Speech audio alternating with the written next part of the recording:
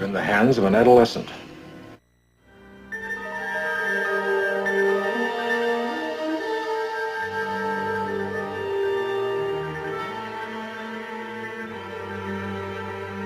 mystery. I don't like mysteries.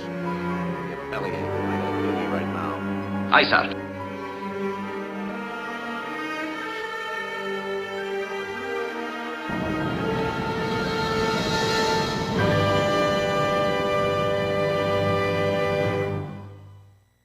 Ladies and gentlemen, welcome back to the Warp Core Podcast. I am UrzaMaster, and with me as always, Detective John Book, the witness, if you will, and Lord Uther.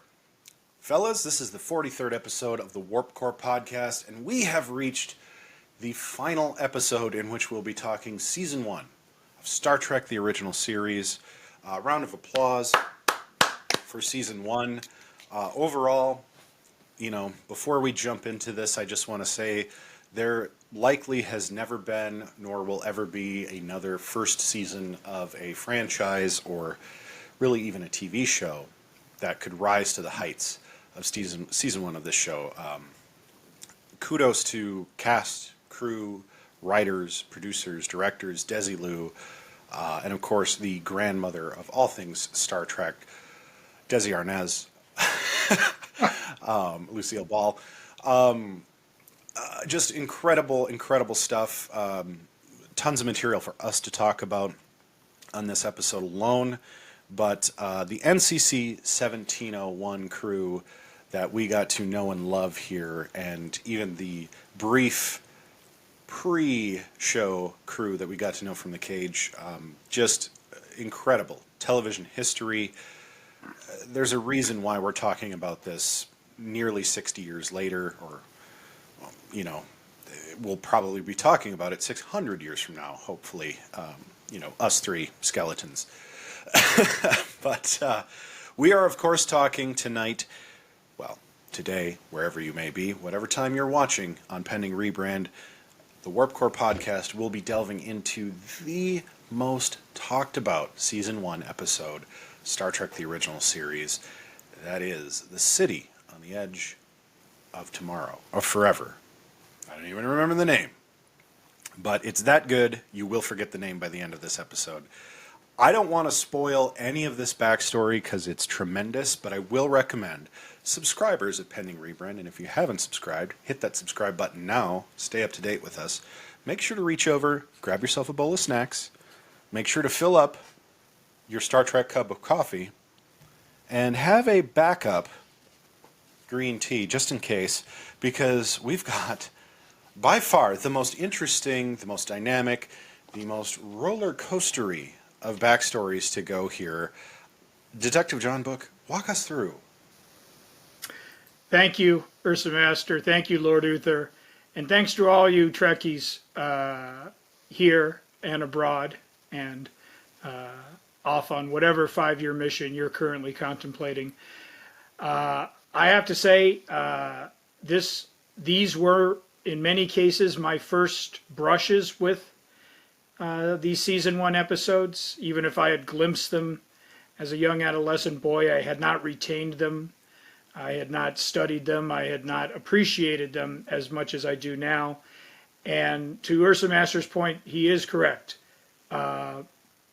There were very few outright misfires, and there were some things that didn't quite line up in the end. But for the most part, for an ambitious science fiction television show in the late 1960s, this show hit a surprising number of bullseyes and laid the groundwork again for a generations-spanning franchise that we still enjoy today and eagerly await new installments, whether in animated, live action, motion pictures, television. So again, I also offer my kudos and congratulations to everybody who put in a good day at the office and made Star Trek Season 1 so memorable.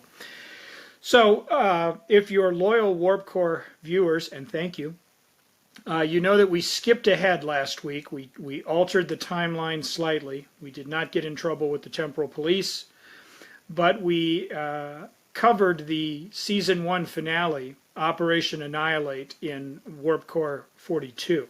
And again, you can go back and rewatch and hear all about those bags of fake vomit that Spock and the crew had to fight off there on the UCLA campus.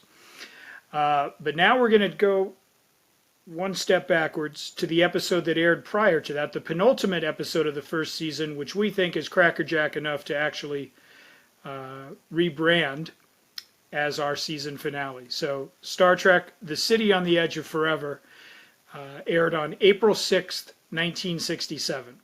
Our returning champion, Joseph Pevney, was the director. And here is where you should buckle in, because it becomes a pretty wild ride with the writing. So,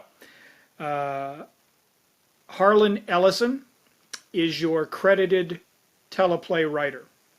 In fact, when you watch the episode, it says, written by Harlan Ellison. And if you were a non-inquiring mind, you might just leave it at that and say, Ellison. Isn't that the guy that sued James Cameron for the Terminator? And you'd be right.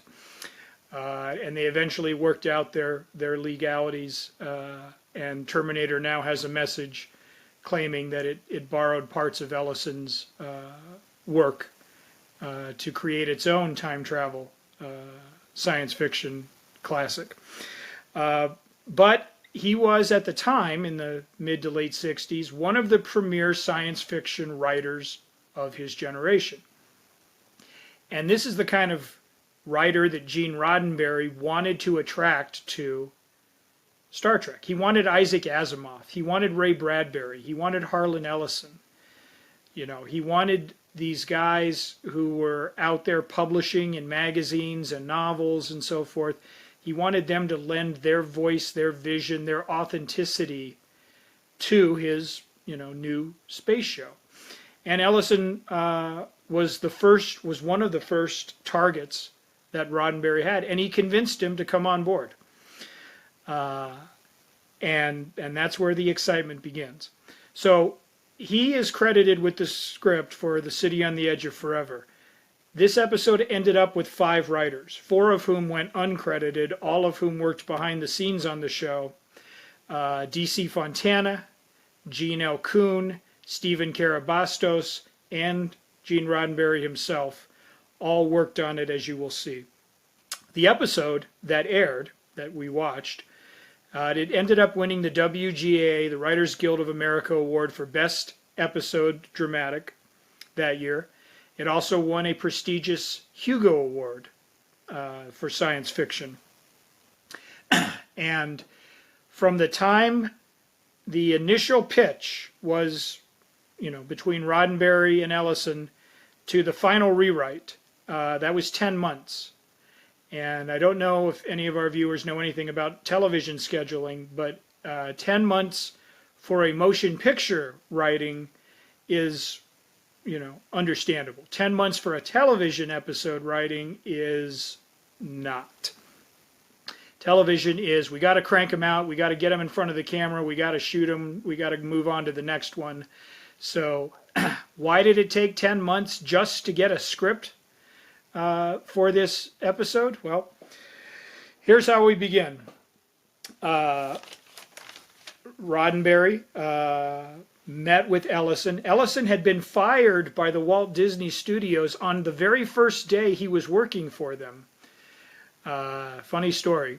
He was having lunch in the commissary, and he happened to tell whoever he was having lunch with, wouldn't it be great if Disney made a pornographic animated film starring their Disney characters, Bambi, Snow White, Sleeping Beauty. Well, he got a laugh at the table, but unfortunately, Walt's older brother, Roy, happened to be within earshot. And by the end of the day, Ellison hadn't even unpacked his stuff to put on his desk because he was repacking it and he was showing off the lot. So that kind of gives you a sense of his prickly, playful personality. However, he also marched with Dr. Martin Luther King in the second and third Selma to Montgomery marches. So he was an outspoken civil rights proponent as well. So he's a complicated guy. Anyways, Usually what you would do if you were brought in as a writer to a television show and you had no experience writing television, you would be assigned a premise, a story that had already been worked up by the behind the scenes crew, and then you would have to flesh out this treatment or this idea. And Roddenberry didn't stick Ellison with any of that. He actually said, you come up with your own ideas. You pitch those to us and we'll see if we like them. And it ended up becoming a 10-page outline from Ellison, which was a little bit different than what ended up on TV. The initial draft, the initial 10-page treatment, it had a renegade Enterprise crew member instead of Dr. McCoy, causing all sorts of trouble. Because as Ellison reasoned, you have 400 people on a spaceship, some of them are going to be of bad character. And so this was a guy who was dealing drugs and engineering, and he was one of those bad seed types. He ends up going back in time and screwing up the timeline, and the Enterprise crew has to follow him back and fix it. And obviously the idea of dealing drugs on the Enterprise did not sit with Roddenberry. That his utopian, we are all in this together, teamwork kind of vibe. But the initial idea was strong enough. It had promise, it had potential. So, and to be fair, Ellison turned in this draft before the series Bible, which says this is what Spock can and can't do, this is what Uhura, all of the things that would lay out specifically how they wanted the characters portrayed had not yet been fully realized. So he was kind of operating sort of in the dark, but he had a few notes and guidelines to go through there. Ultimately, in later drafts, he would receive criticism for having Kirk and Spock and Scotty and everybody behaving not as if they had been in other episodes of the series, that they were breaking character just because he was trying to do it his own way. Anyways, they liked his 10-page treatment. That was written in the pitch was made in March of 1966. First year the show is getting ready to get ramped up. And they approved his treatment, his final treatment, on May 13th. So it took him 2 or 3 months to get from that initial pitch to finally something that they could kind of agree upon. But in the meanwhile, between those two signposts, they wanted changes, and they didn't want to pay him.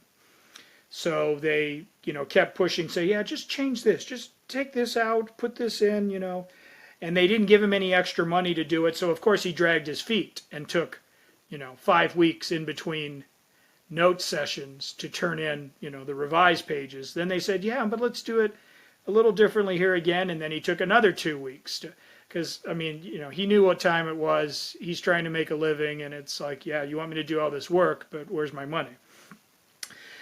They still had plans at this point, right? We're from March of 66 to May 13th of 1966. They still had plans to film this in the first half of the season, sometime in 1966. And you can tell that because early drafts had Yeoman Rand, who eventually had left the show, as you recall. We miss Janice Rand. But she was still part of the Matrix, the crew Matrix, when this idea first was getting developed. So they still were thinking we can get this done and shoot it, in the front half. All right, so from May 13th to June 7th of 1966, Ellison writes his first draft. Now they gave him an office on the, wherever Desilu's production offices were. They gave him there to work on it. But they could never keep him in the office because he was always going down and watching them film episodes on the set. And in fact, at one point it got so ridiculous, during Mudd's Women, season 1, they actually had to stop filming and physically escort him back to his office so he could get back to work on the writing. Because he wanted to sit there and watch them, particularly if you remember the lovely ladies of Mudd's Women. I imagine that was a very popular set during that. To protest feeling like a prisoner, he would play loud rock and roll music with the window open and the door, and people would come and holler at him to turn it down. And when they went to check on him to tell him to turn it down, he'd left the record player or the radio going, and he'd climbed out the window and either left for the day or snuck back onto the set. So he was a handful as they were trying to get this first draft going. He finally turns it in on June 7th, and the line producer, Robert Justman, he takes one look at it and he has a heart attack because it's completely unfilmable due to what he wrote. Like, the cost of shooting what he wrote it was not on a television budget by any means of the imagination, and he still had the problem of characters not behaving according to the series Bible. So they said, nope, you got to rewrite it. So that was on June 7th. He finished the second draft allegedly within a week, but then just sat on it for 5 weeks and didn't turn it in until August 15th. So he did it all. I mean, he got the work done, and instead of handing it into the boss and stuff like that, he just held it. He's like a high school kid, right? And oh, you're not gonna like what I wrote? Well, fine. And after that, he's like, I'm not making any further changes. Like, I'm done. You got your rewrite. I'm there. And Roddenberry and Justman are like trying to, please, we just, no. So they sent William Shatner to his house to try and convince him to, re-engage and do the rewrites that they still needed. And according to who you talk to, depends on how that went. Because if you talk to William Shatner when he was giving interviews, he claims he was shouted at by Harlan Ellison and thrown off his property when he went to go see him in the house. Ellison disputed that throughout his lifetime, and he said Shatner was very personable and so forth, and that Shatner was actually ticked that Leonard Nimoy had more lines in the script than he did. And he said at one point, William Shatner, a.k.a. Captain Kirk, was sitting there counting out Nimoy's lines on Ellison's couch, and now you have to think about where we are in the production cycle and so forth. Again, I don't know who you choose to believe or not. I don't want to get into a he said there, but two very different interpretations of how that meeting went out. Suffice to say, the Shatner diplomatic envoy worked about as well as it did in Star Trek VI, The Undiscovered Country. He's no diplomat. So Stephen Karabastos, who wrote Operation Annihilate, which was the last episode of season 1 numerically, he gets assigned, he's the story editor, right? He gets assigned by Gene L. Kuhn, showrunner, to rewrite Ellison's script after Ellison did 2 drafts. And Ellison accuses Karabastos of, quote, taking a chainsaw to my work. And it goes to Roddenberry, the Karabastos draft, and he hated it. And he went on hand and knee back to Ellison and said, please rewrite this. This is terrible. And that's part of the reason that Karabastos exits, because, his boss didn't have his back, basically. I mean, he's like, you told me to rewrite this, and then you pooped all over it and went back to the original guy who you were mad at. And so it's getting weird now, right? So DC Fontana replaces Karabastos as the story editor underneath Gene L. Kuhn. And on her first day of work, Roddenberry gives her a draft and says, rewrite this and make it less expensive, like on her first day. So that's her introduction. A woman who spent a lot of time with the franchise and even worked on Next Generation briefly many years later. That's your first assignment, is rewrite this too expensive, unfilmable Harlan Ellison episode. And a new draft comes in over December 19th, 1966. And Roddenberry takes it and he rewrites it over the Christmas-New Year break entirely. And he finishes it, whip snap, January 9th, 1967. And it's still too expensive. And according to everyone who's read it, it lacks the beauty and mystery that Ellison had put in originally. So now you've just got a pretty good episode, I suppose, but everything that they wanted initially when they hired Harlan Ellison has basically been sanded down and whittled away to nothing memorable. So now Gene L. Coon, showrunner, takes a crack at it.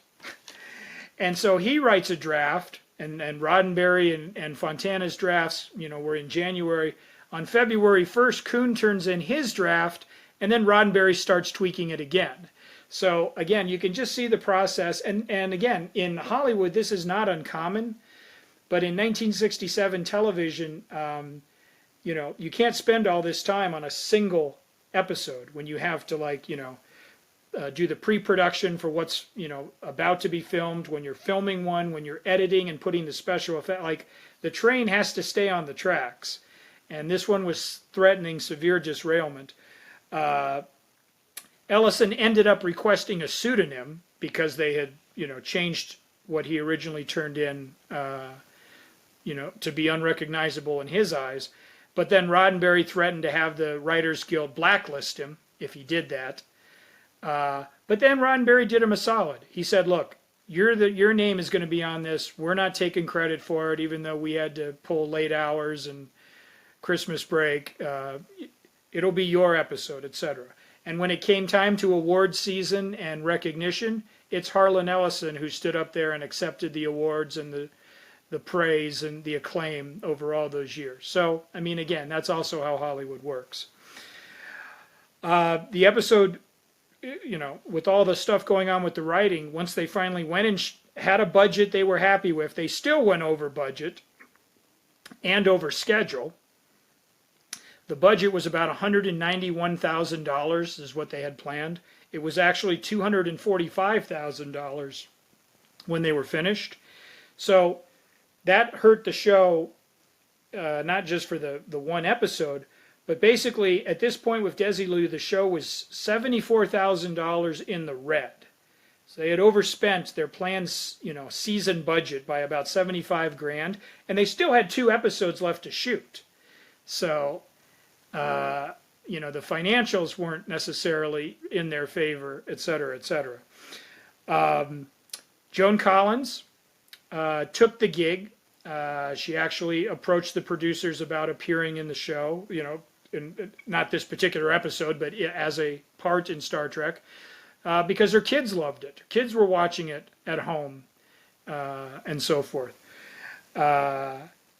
Anyways, this left a lasting mark on Roddenberry and Ellison over the years. They feuded, for decades, basically. Ellison saying, my stuff was so much better than what ended up on TV. You should, At one point, they published his original script that he turned in that was never produced. I think if you're an enterprising eBay or Google searcher out there, you might be able to even see a published copy somewhere. And I think possibly near the end of Roddenberry's time, they may have buried the hatchet, or Ellison, being as prickly as he was, he may have still sustained the feud. I actually don't think all the issues were resolved. At one point there were lawsuits. I don't think it was resolved until like 2009, which is long past Roddenberry's passing and so forth. But anyways, from all of that turmoil comes art, right? And a few just brief, non-writing notes there. The Guardians and Forever would come back, both in the animated Star Trek series, in which it was voiced by none other than Scotty James Doohan, and in Star Trek Discovery, apparently. The Guardian of Forever makes a return appearance. So it has expanded back, and who knows, perhaps we could even see it in a Lower Decks episode, or a Strange New Worlds, or somewhere. Star Trek Legacy, knock on the proverbial plywood there. This was also one of the very first times that the word hell was ever uttered on television. And, if you watch television today, you'd say, man, that's mild. But at the time, it was kind of a big deal. And they fought for it. The networks didn't want it, and Roddenberry and Shatner fought for it. And it is a perfect capstone, and gives the episode a very melancholy, tragic bitterness that I think is still unmatched in terms of the first season being able to do. And here's where I will sort of throw it over to my fellow Klingons and Romulans. It's an episode that you can appreciate what they were trying to do, and you can appreciate all the hard work and sweat, blood, and tears that went into it. But at the same time, you can also see how other television shows, other motion pictures, other novels, everyone sort of like circled this episode and tried to take elements from it, and make it their own. The idea of one person's life or death, altering the future and being in a position to change, or preserve that. Again, James Cameron, ran with that in the Terminator, a little too close for Harlan Ellison's liking, and that a fresh new wave of litigation on that. But we're seeing the original. So you just have to approach it in the mindset, not that, oh, this feels familiar, but in the context of the times, this was groundbreaking. You didn't have unhappy endings like this. You didn't have this mind-blowing paradox of, these were all new ideas. And so it helps to just remember that what, Quantum Leap was doing every week, this show beat it there by several years, and some much better writing if you think about it. So I'm gonna throw it over to Urza and Uther and have you tell them kind of what they took away from it after all of that struggle to actually get it on screen. I mean, the backstory in this is just incredible. I mean, it's just, you think about some of the drama you hear about these days about actors fighting on set or writers who don't get along and yet they still produce something decent. People who shut themselves up in their trailer and are completely antisocial, or whatever Jared Leto did, sending like butchered pigs to all of his co-stars or something. There's some goofy stuff that goes on in Hollywood, but this is rising to a whole new level of just like chasing tails, right? And you get this very odd amalgam of writers. And I mean, in what could be called a forecast of Phil Collins, against all odds, this works incredibly well. This episode, it has so much of all the things that have worked great in this first season. And this is why it's a great episode to end, our season 1 talk on. You get the godlike being, you get the time travel, you get the away team, you get Uhura on the away team. You have these just odd situations. You have this subtle humor. You have the Vulcan neck pinch. You have Bones, not only being like overly emotional and completely irrational, but also playing into emotion. You get Kirk falling in love with the, I guess in this case the alien woman, but Earth woman from another time, and you get complexity on a scale that television just never touched. The end of this episode where Kirk has to basically allow fate to kill this woman he's fallen in love with. I mean, it hits super hard, and it leaves you with this poignant line of "let's get the hell out of here," which seems so tame by today's standards, but would be truly shocking at the time.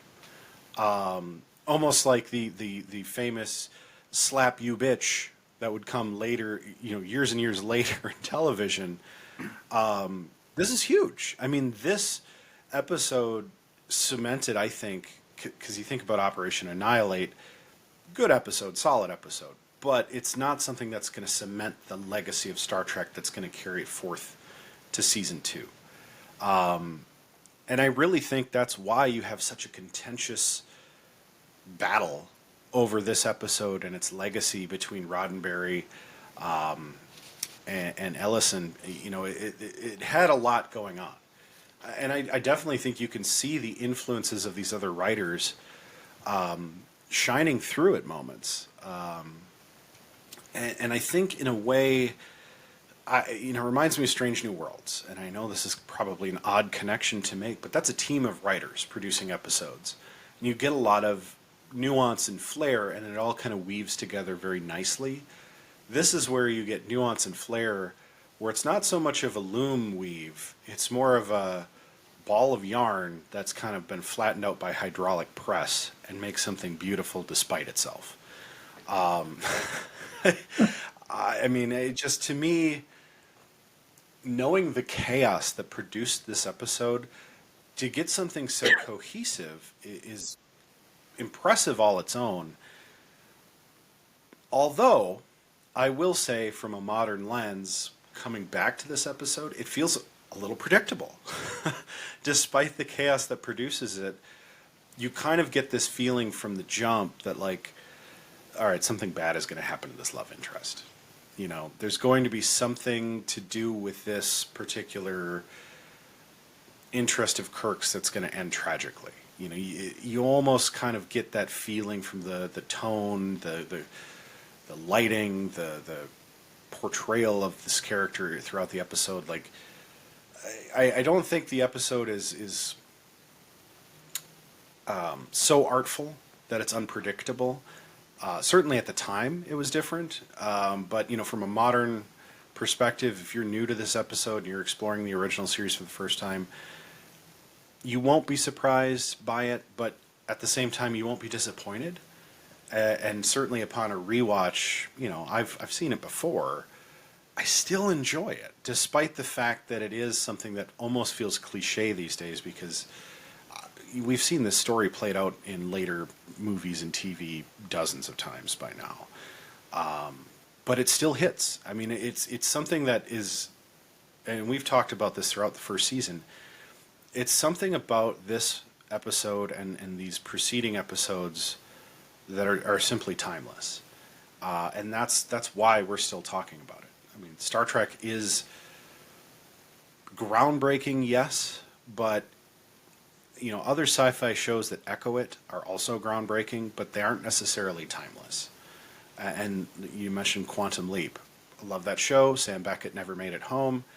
I don't know that I could tell you more than one or two episodes of Sam Beckett's, leaps through time. I really don't. And I loved that show. I thought it was wonderful. Although there was one episode I do distinctly remember, but that's because it's become sort of a viral thing now. But when you say Star Trek, I can immediately recall like 8 or 10 episodes of season 1, or next gen episodes, or at the drop of a hat.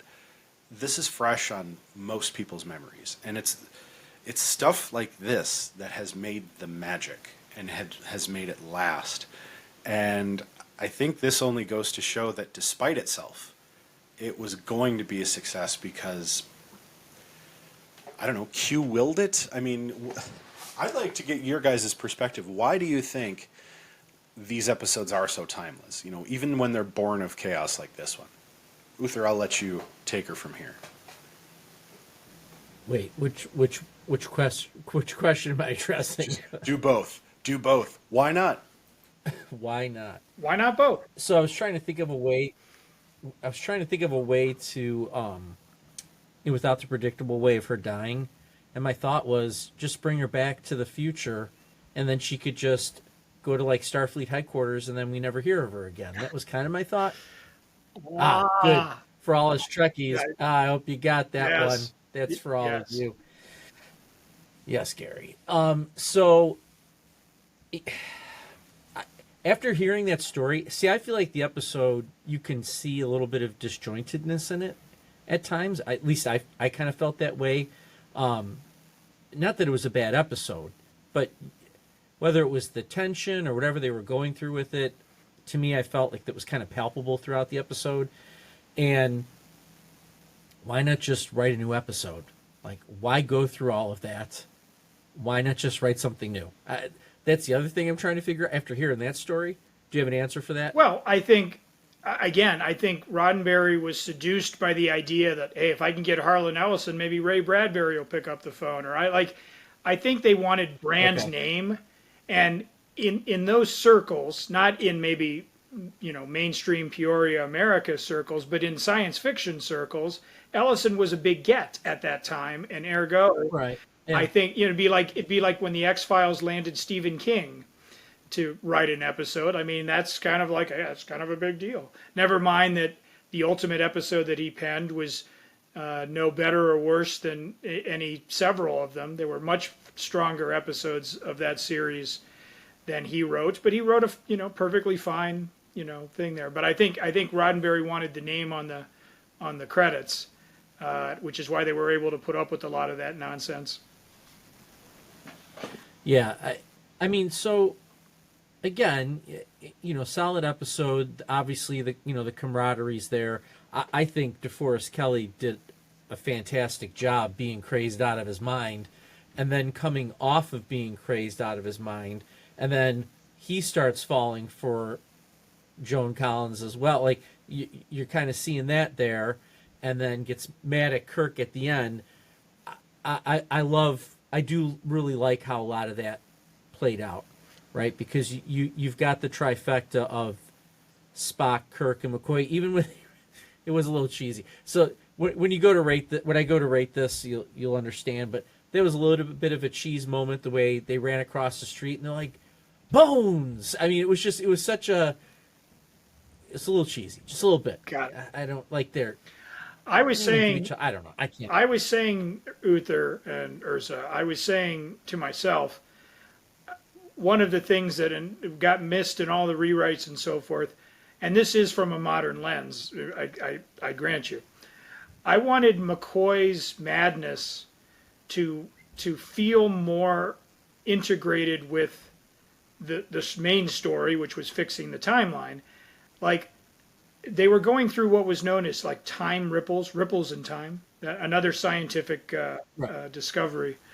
And he injects himself with the cortisone, and then he goes off his rocker screaming, murderers, assassins.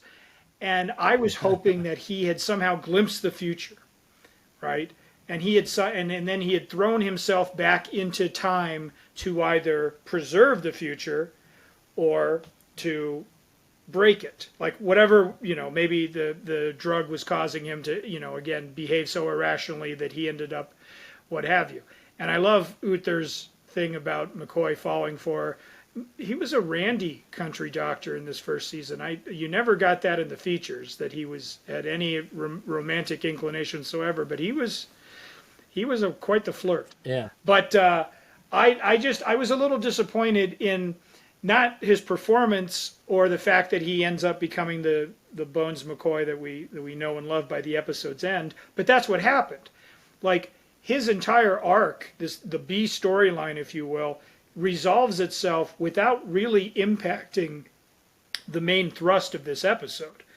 Like when she's basically nursed him back to health in the soup kitchen, all we have left is the traffic accident really to play off of. I don't know. I liked the idea. It ends abruptly. Right. Well, I liked the idea of Kirk and Spock having to go back and prevent him from screwing up the. Yeah. And they didn't quite. I mean, it didn't quite do that. And then you had that hobo who phasered himself. I thought that was. I mean, I laughed. Not at the episode, but I laughed at that moment. Like, here's a guy like, oh, what's this do? And then he's like, he Captain Terrell'd himself. For all of you real in the know Star Trek fans, there, he phasered himself there. Go ahead. And I love that because that's something somebody probably would do. Right. I mean, back then they wouldn't have had a clue. I mean, that would have probably been more common than anything, like any other outcome with that type of weapon. Right. With someone that during that time period. I think it was a level 2 phaser. I think it was the handgun phaser, if I remember. I think so. No, it's level. Was it level 1? Okay, I wasn't sure. A small one. That he. Yeah. pointing a gun at you. And right. And just one more, just to address, I think this was kind of Urza's point or question. Why are these episodes memorable? Was that what you're kind of asking? Yeah. Well, because, and I think we've said it multiple times, we see a lot of firsts, like, during the season. And I think that's another good point that you guys are making. A lot of these sci-fi ideas are rehashed. So to get something new almost catches you off guard. Now, I haven't seen Discovery, so for all of our followers out there, I've seen 1 or 2 episodes. What I do know is that this is something that's kind of new. Like, I guess in the 31st century or wherever Discovery's at now, like, the starships, the nacelles aren't attached to the actual ship itself somehow. I don't know how that works. Like, that's something that's new. That's something that's, well, it's different, right? It's not rehashing the old, yeah. So, a lot is established in this sci-fi series that winds up getting into other sci-fi series.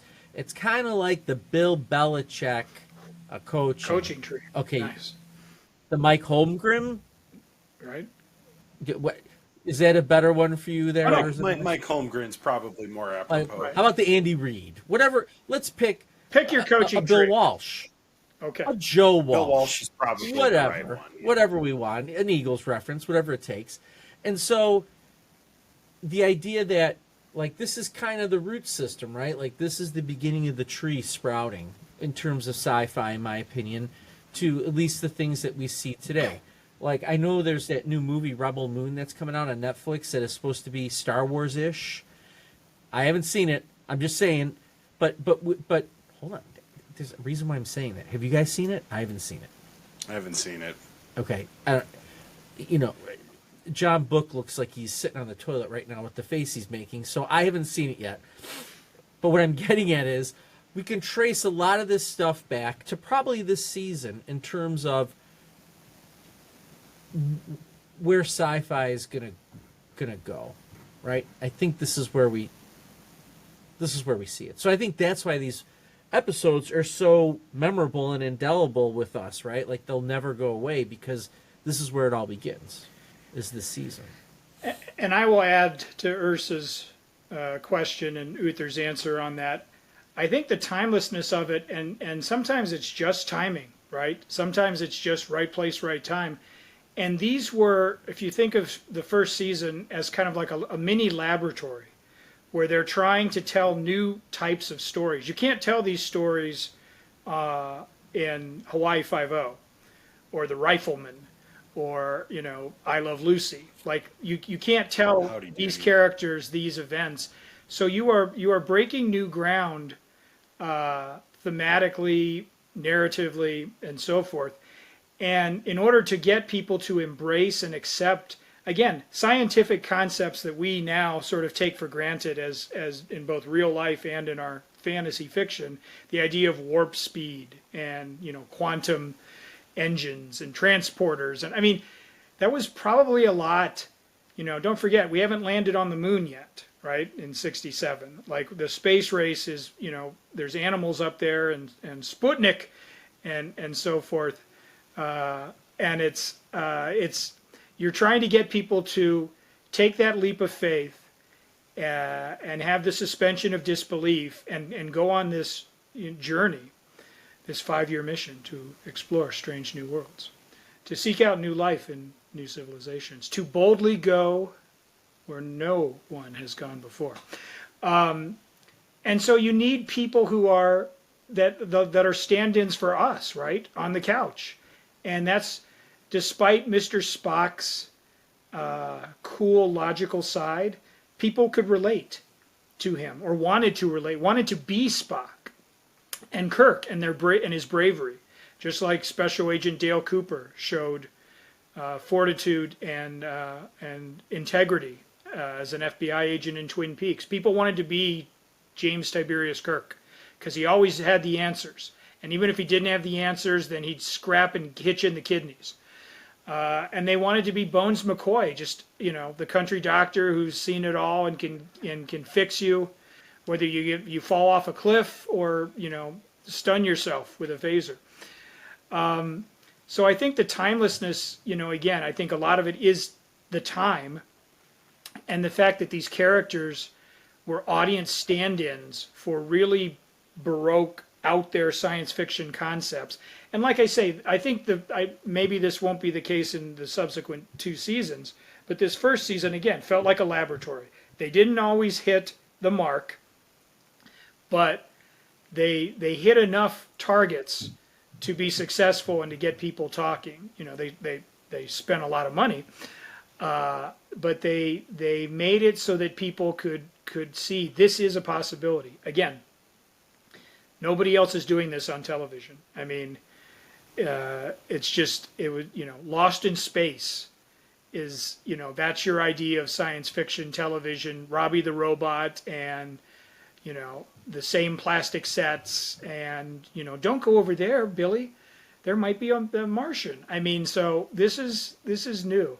It asked you to take it seriously when it could have easily slid 3 degrees sideways and been, silly or ridiculous or, I don't buy it. So that's where I would sound in there. I had a couple of quick notes that I made on myself on the episode. I was thinking of the tagline to the underrated and mostly overlooked 1992 horror film Dr. Giggles, when McCoy rushes off the bridge and gets splotchy and so forth. The good doctor is out of his mind. That just for some reason I think is the perfect summation of McCoy there. I liked seeing Uhura in the landing party. This episode and the alternative factor, I mean, because they were so close together in terms of their airing, it was very glaringly obvious. They have this thing in Star Trek where these people hide in plain sight. In the alternative factor down in engineering, there's like a grate. It's a see-through grate. It's a metallic grate. And he's hiding behind it while a crewman is at work in engineering and doesn't notice that there's a man standing behind this see-through metallic screen. And in this episode, McCoy is hiding amidst the rocks of the world that they're on. And it's, I mean, Scotty and his red shirt companion, they must have tunnel vision or something there preventing them from clearly seeing McCoy, who's, again, basically just crouched down behind a papier-mâché rock. And it's kind of like, nope, I don't see him. So that to me was that was a little thing there. Uhura's line reading of Captain, I'm frightened. And again, Nichelle Nichols is amazing and nails it, because most of her dialogue was incoming transmission from Starfleet, Captain. That line reading, Joseph Pevney dropped the baton on that particular. She's just like, Captain, I'm frightened. And it just, that was the one wrong note for someone with such a lovely singing voice. That was a wrong note there for Nichelle Nichols. But, I mean, we're not going to hold it against her. She's terrific. Jim trying to pass off Spock as Chinese with his ears. Read that as you will. The episode reminds me of, Uther mentioned Star Trek 4. It does. You can tell that when they sent him back to San Francisco, they looked at this episode, because that back and forth and being in disguise and sort of that playfulness was definitely there. Although they brought back that playful music again in a couple of instances, and we all know how we feel about that. If you don't, watch previous episodes of the Warp Core on Pending Rebrand, and you'll see that we are not big fans of the dun-dun-dun, clever little musical stingers that the studio, Desilu, NBC, Paramount, whomever it was inserting in there. But also First Contact. Think about it. I mean, the Borg going back and suddenly the world is a different place and we have to go back and fix it. I mean, it's a very surfacey comparison, but it's there, right? I mean, City on the Edge of Forever got there first. And I love Spock as a barista, right? I mean, at the end of the day, he's a soup kitchen, and there's just a scene where he's just pouring some guys a cup of joe. And I don't know why I loved it. I'm just like, there he is, here. Let's top you off right there. So, and he again, Nimoy, one of the best things in the episode, and they were all good. You know, Joan Collins was good, and DeForest Kelley and William Shatner, but Nimoy in this one again, trying to build the radio tubes, trying to pass off his strangeness to Edith and others, dealing with the street cop who wants to run him in, and then his final line, you know, he knows, Doctor, he knows. If you said that wrong or it was delivered flat or something like that, you have no impact. But that just deepens Kirk's pain that he feels. And kudos to whoever got the love story in there, because you say to yourself, well, how's he going to fall in love in 30 minutes, you know, etc. I don't buy it. I did buy it. I did buy that Kirk, we often have this image of him as some sort of playboy. And in this first season anyway, that's more of a myth than reality. Like he's certainly, I'm not going to say he's not a shameless flirt from time to time, but he's not bedding Orion green-skinned girls, you know, in every episode, or you know, we're seeing him like with the date of the week. So it was poignant. It was poignant, and they gave us just enough of that, you know, enough of a feels to say, yeah, this woman's special. I think I could see a future with her. So I give them credit for that, because you don't have a lot of real estate or runway to do that. But I bought in. I bought in that he would feel that pain. And unlike when his immediate family was taken out in Operation Annihilate, where I said we could have used more of that Kirk grieving, I think this one did just the right amount. And I think it ends, like I say, with a trace of bitterness, melancholy. I feel like that was well represented.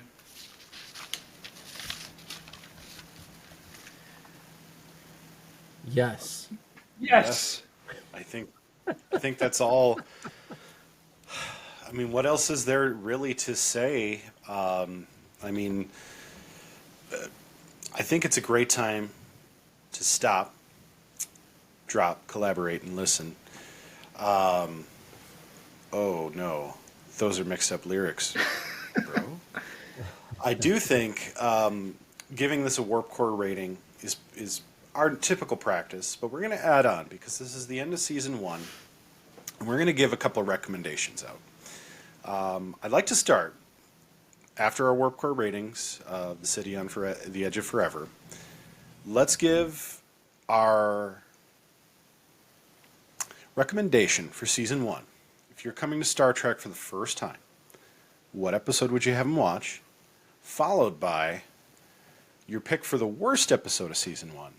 And then we'll finish off with the best episode of season 1 in y'all's opinions.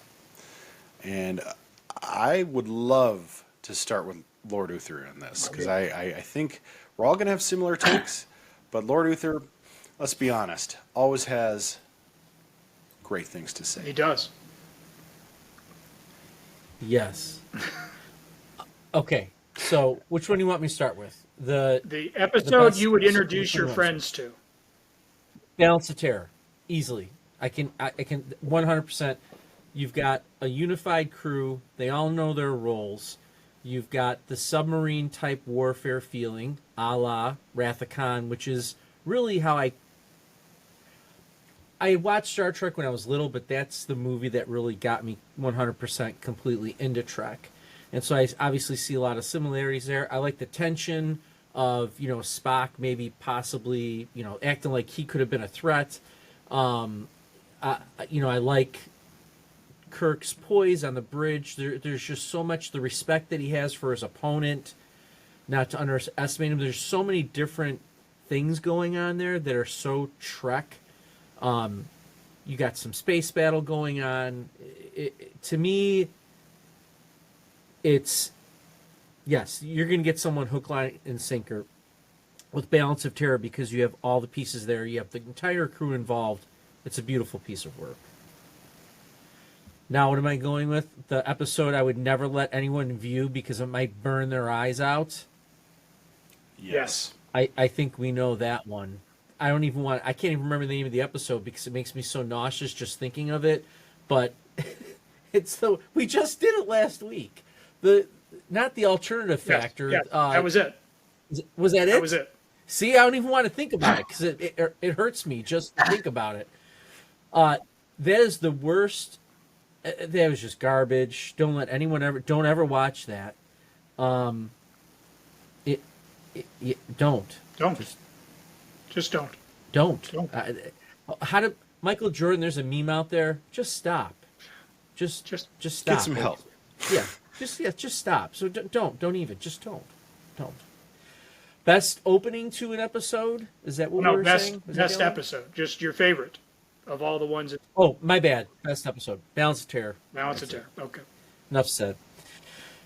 So I'm going to throw it over to Detective John Book, and I would like to hear his thoughts. All right. Well, if I was going to introduce somebody to Trek, Try and keep it under 25 minutes, but go ahead. Okay. I'm sorry. I love you. I'm messing. I with prepared you. some notes. I'm sure you did. The episode I would introduce people to, I mentioned it when we did episode 29 of the Warp Core. If you want to dial it back there, I gave it 5.5 warp cores at the time, and I'll stand by that rating. But wait, why would you recommend something that only was worth 5.5? Well, the Man Trap, to me, does exactly what Lord Uther said in terms of giving us all of the basic ingredients. It was the first actual episode that aired, even though they had shot the 2 pilots, The Cage and Where No Man Has Gone Before. But it felt like they were in mid-season form already between the trio of McCoy, Spock, and Bones. It has an action element, it has a monster element, it has a suspense element, and while the episode falls a little short of true greatness, you watch it and you say, yes, I want to know more about this crew, I want to know more about this mission, I like what I'm seeing. So for me, I would say that Man Trap is the episode that I would introduce my peers and the next generation to Star Trek. The worst episode, I mean, it's easy to kick alternative factor, and we did in episode 42 of the Warp Core, so you'll want to go back and check that out and hear it for us, because we spared no feelings on that one there. But I mean, again, there were very few duds in this season, I have to say. They were, by and large, incredible, intelligent television. I was not a fan of What Little Girls Are Made Of, I would say. If I had to there, Kirk running around with phallic granite things and the android, and I don't know, there was enough of a disjointed there, replacing Kirk, spinning him around like a carousel to, naked William Shatner to create a brand new, it just, and the Christine Chapel, my fiance is a madman. I don't know. I guess it isn't the worst episode that they did, but I think back on that one now, and that's not one I'd want to archive on my playlist. As far as my favorite, The Taste of Armageddon, which we covered in Warp Core episode 40. I gave it a perfect 7. I think it had all the big themes you wanted from, 2 societies who have decided to fight bloodless wars and yet still take casualties. And I think how that was handled, with the crew and all of that, I just thought that episode exemplified the Roddenberry tradition and the messaging and how they were able to deliver that. It was just well executed, well conceived, and I would say Taste of Armageddon would be my favorite of the first season. So, and we haven't rated City on the Edge of Forever yet, and so I'll volley it back to Uther so we don't miss out on that. But I'm going to give that one a 6. Considering all the turmoil I just mentioned in the first half of this episode, go back and click if you can scroll back that far. When you get great art out of turmoil, you should always appreciate it and acknowledge it, and this does.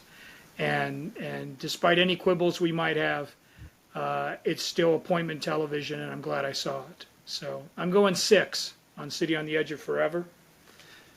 Well, I'm putting my deflector shields up because you said I was going to rate it, and then you just rated it. So I thought I was going to rate it before you did, Oh. and then you took my rating. Oh, okay. Well, You took my rating. there you go. And so deflector shields on, pull some power from the warp core if you have to. Okay. And shut down life support. I don't care. Okay. This gets a 6. Beautiful. The cheesy music. I even sent you guys a message. I'm like, this music again in the punny lines. Why they had to go back to the well on that? I felt it had no part. It shouldn't have been in that episode, or just make it dry, right? We like the dry Spock lines. We know that it hits better than it's like throwing in a laugh track. Why? I'll laugh when I want to laugh, and I'll cry when I want to. So that's all there is to that. So I'm gonna go 6. I'm gonna go 6. So UrzaMaster, now when I throw it to you and I ask for your rating, I'm gonna let you rate it and not rate it myself. So UrzaMaster, go ahead. All right. Well, Oh no, wait a second. I want to give it my rating. No, I'm just kidding. Go ahead. Well, I'm going to start with my picks for these episodes. Okay. And then I'll give it a rating. But I'm going to be the first one to say a couple of things here, which I'm kind of excited about. As far as the episode, I would introduce somebody to Star Trek on, if I had to pick a season 1 episode, I would probably pick Tomorrow is Yesterday. Ooh. I love that episode. Of course, they've done it a bajillion times now in all the Star Trek series, and I think there's a good reason for it. It's a time travel episode, which I love. It has a lot of Spock, Kirk interplay. It's got a lot of intrigue. And frankly, I just think it's an entertaining episode. I think if you watched that, you'd be intrigued to see more. It's not the strongest episode. I think there's a bunch of other episodes you could recommend, but that's probably one of the more memorable ones and one of the ones I like the most. As far as my favorite episode of this season, Squire of Gothos. I love that episode. I'm a huge Q fan from Next Generation, so of course I'm a big Trelane fan. I think that is another episode where you're getting the crew firing on all cylinders. You get the space chase, which I think is awesome. You get the involvement of godlike beings that are really, truly godlike. You get some real goofy guest star acting, which is always awesome. It really does. It's absolutely Trelane-inspired Q. I mean, I don't think there's any other way to slice that. And I think that's, when I think foundational Star Trek, that's the one that inspires me to want to go out and watch more Trek. So I love that episode. That being said, I also appreciate Taste of Armageddon. I like, everything we've mentioned so far, including City on the Edge of Forever. This is a great episode too. If I had to pick an episode that I really think a person could skip, I actually wouldn't pick The Alternative Factor. I found that I kind of enjoyed that episode. Now, it was hokey. The effects were really wild. And there were some things about it I certainly didn't like. But kind of in retrospect now, I always feel like you need to watch that episode because it involves some concepts that influence later Trek. Specifically alternate dimensions and, the idea of a bridge between dimensions. Of course, we see that in Strange New Worlds. We see that in Next Generation. We see that in a lot of other contexts in Star Trek. So I got to admit, that's kind of the bones, pun intended, of something that could be really great. It was just executed very poorly. That being said, I think there is one episode that, while influences later Trek episodes, absolutely misses the mark in every conceivable manner. And although I had fun with it, I have to say, seeing the Easter Bunny in an episode or Alice in Wonderland's bunny on shore leave, you can absolutely skip that episode. Sulu just being enamored with some pistol he wants to shoot seems a little weird, even for George Takei. the only thing I like about that episode, frankly, is the idea that there's a race that's so advanced they created a theme park that gives you whatever you want. We get that in Next Generation. It's called Ryza, and I'm going to leave that to good old Bill Riker to explain to y'all with young ears out there. But yeah, that one, absolutely. Skip it. Not worth your time, frankly. And you get creepy, creepy Bones McCoy, which, look, I get it. A pretty gal on each arm, that's wonderful, but boy, howdy, did that not fit with his character in any way, shape, or form. And I still think of Gene Roddenberry writing that episode as they're shooting it like something out of Monty Python with an oversized typewriter, and he's just flapping his hands against it while paper is just spooling out of it like mad. Yeah, that one unsuccessful for me for sure. As far as City on the Edge of Forever goes, I do feel like this would have made a great movie. And I'm so glad they made it, and I'm so glad it was a success because my favorite Star Trek original series crew movie, Star Trek IV, absolutely comes directly from this episode. And frankly, I liked the use of the campy music here. I think of it being broadcast to television audiences and your grandma being in the other room, kneading bread for dinner, and she kind of just glances over and catches a couple lines, and you hear this, "Ba-da-ba-da-ba," and she's like, that's a funny. I don't know why she has that accent, but I love that it makes it more accessible. And I know that's what Desilu's going for. I know that's kind of, when you think of what Lucille Ball wanted for the series, she wanted to present something that was, a reach for utopia, but still successful enough and accessible enough for folks to start to care about. And folks who would normally not be interested in a space show or something far-fetched, who would probably call it far-fetched or silly fantasy, but be able to appreciate the human element and speak to that generation who's about 40, 50 years old at the time watching the show is going to remember this era and see these two future men, cast into the Great Depression, having to work for 15 cents an hour at a soup kitchen to try and, get by. Although I will say, in the mid-30s, there really was no way for them to build a screen to view video. You may have had some access to vacuum tube equipment, but you absolutely would not have had access to anything that would project an image. Cheaters. So that was my one little beef with this episode. But overall, it's a 6 out of 7 for me as well. I do wish they would have flip-flopped this episode with Operation Annihilate and ended the season here. I think it's a mismark.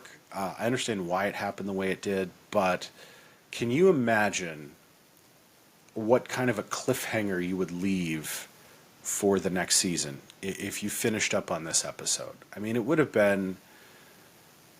you have this emotional hangover you have to deal with, and I think A Strange New Worlds would do something with that. It would lay a foundation for what's going to happen next season. Sort of like Una getting captured by the Starfleet security, for being an enhanced. That's really something that,